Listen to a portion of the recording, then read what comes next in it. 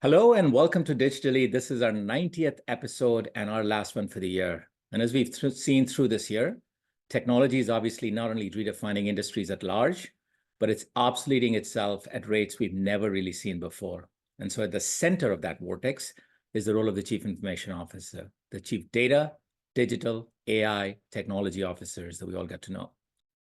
Not from the lens of what the future could be, but from the lens of what's the best of here and now. And to do this, I have invited someone I enjoy working with, Peter High.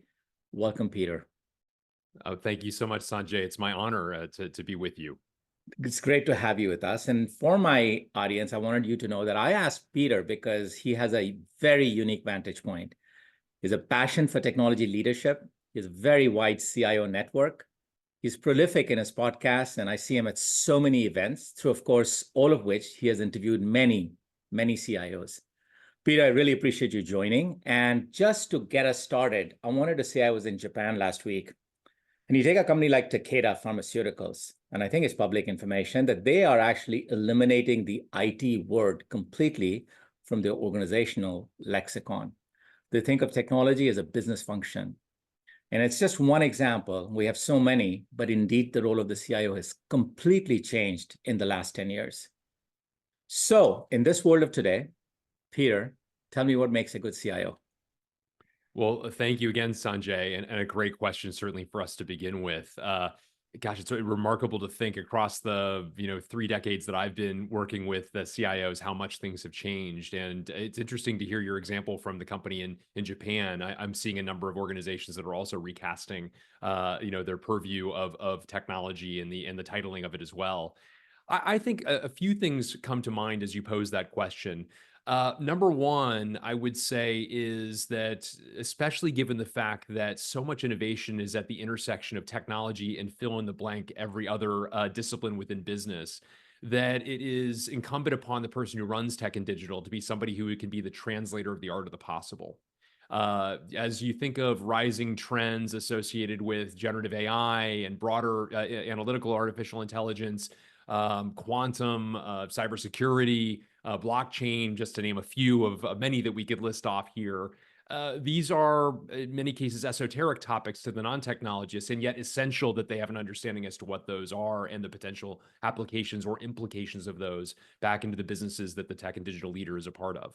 And so he or she and their team must, first and foremost, play around with them, understand them from first principles, and develop a realistic perspective as to the application potentially, or perhaps lack thereof, of those technologies back into an environment like the one that they are a part of.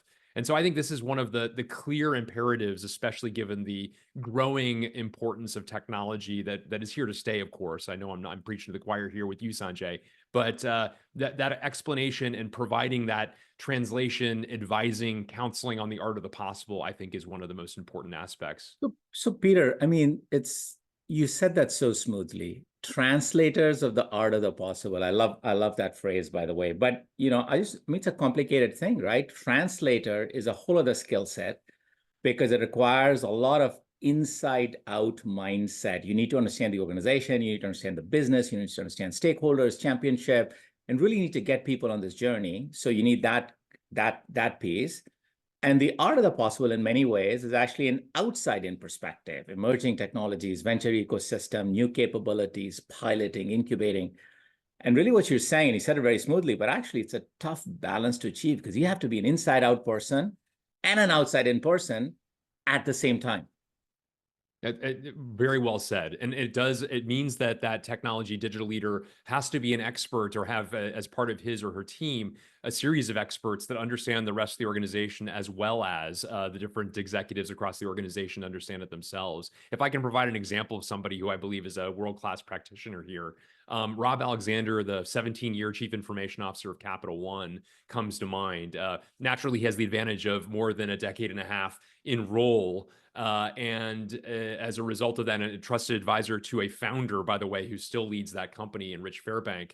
And he is someone who has developed a series of innovation labs, has a team dedicated to exploring technologies and their potential implications, that is innovations and their potential implications back to an organization like his.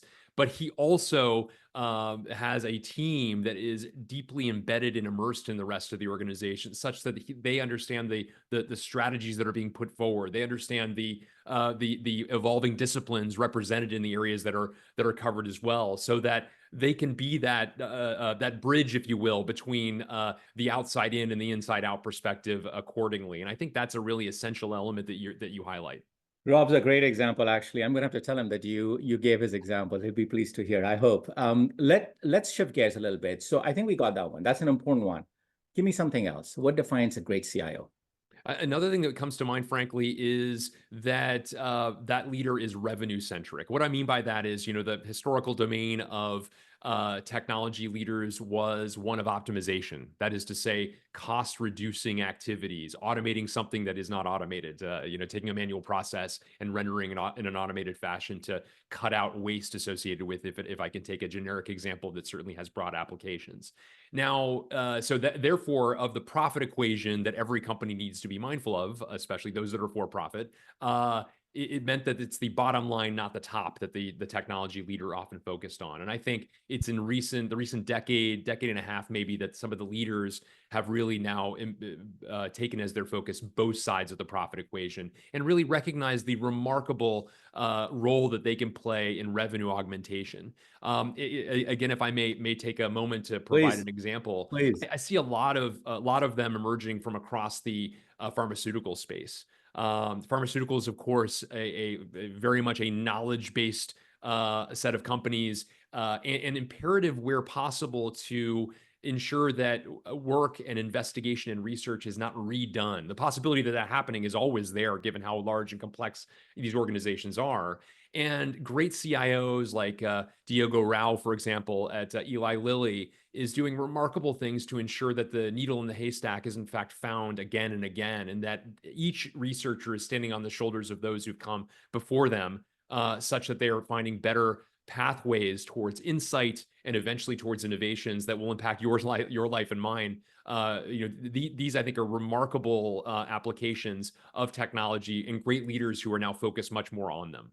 And Peter, what a great example, Diego. I fully see that. And in many ways, this goes back to where we started the conversation, which is, for IT departments to be thinking of themselves not as a service provider organization, but almost as a business function, a business owner, a business leader, back to the point about the top line. So I think that's very well said. All right, I'll give you one more. What's a third defining characteristic of the CIO of today? Yeah, so Sanjay, it's a related topic, but I think it's worthy of breaking out. And that is that great CIOs, DOs, TOs need to focus on customer experience. Hmm. Of course, great customer experience can lead to profound implications when it comes to revenue as well.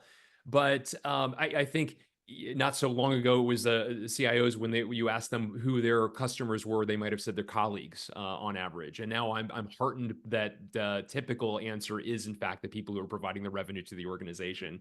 An example that I might provide here, though, has broader aspects to it than just the revenue aspect of customer experience. I want to talk about Jason Birnbaum, the Chief Information Officer of United Airlines, and some of what he's been doing with leveraging generative artificial intelligence in the pre-Gen AI period for them. So a couple years ago and before, if there was some sort of delay, a weather event, for example, that might be noted by a flight crew member in some kind of jargony way to describe, certainly jargony to you and I, a jargony way as to what was happening and therefore reasons for delays, for example.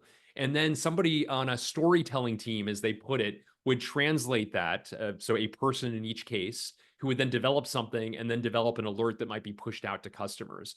Add now, fast forward, that is, to the generative AI period. And that center point involves Gen AI first, taking that jargony response that is put in by a flight crew member of one sort or another.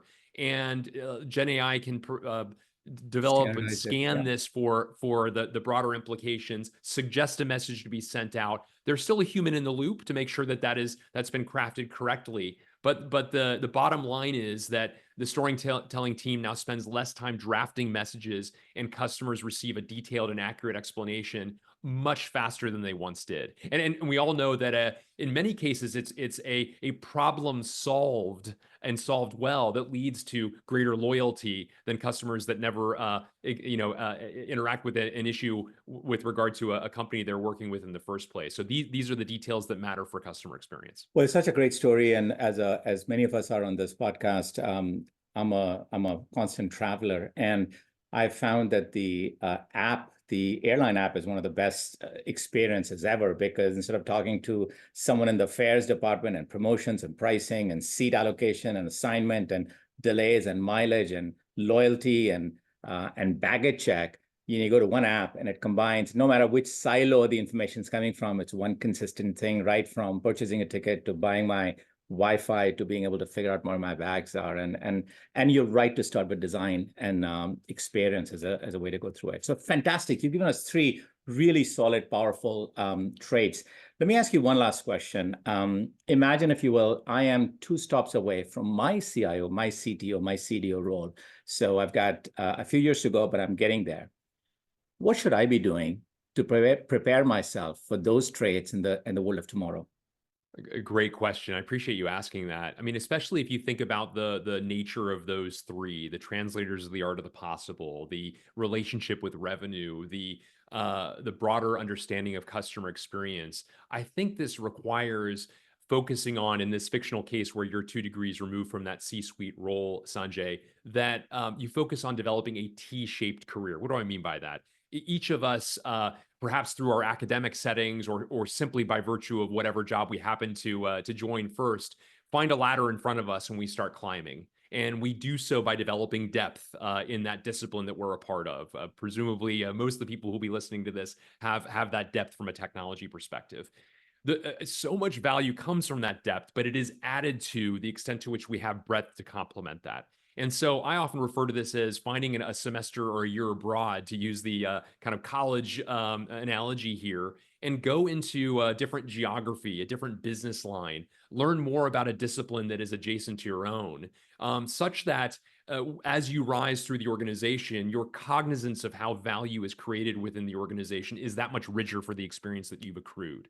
And so I think not just settling for necessarily the ladder that's in front of you and the rung that is above you, but also recognize there's a ladder to your right and a ladder to your left that you may be able to belay your way over to and start climbing in a different way as well. I hasten to add, by the way, that may be a new level of depth that you choose to pursue from that point forward. But if in fact your passion is back on the original ladder you were climbing, as I say, perhaps you'll find yourself multiple rungs above, but with a much richer set of perspectives to lend to that as a result of that year or semester abroad accordingly.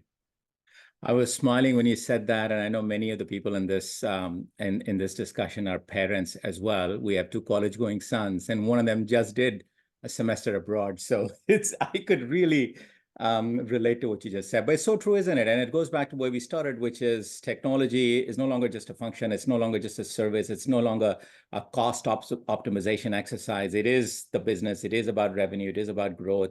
And it is about reimagining sort of the durable version of who you can be. And to do that, you've got to get prepared. You've got to get set, and you've got to approach it with the right mindset. And so, Peter, you couldn't have been more clearer.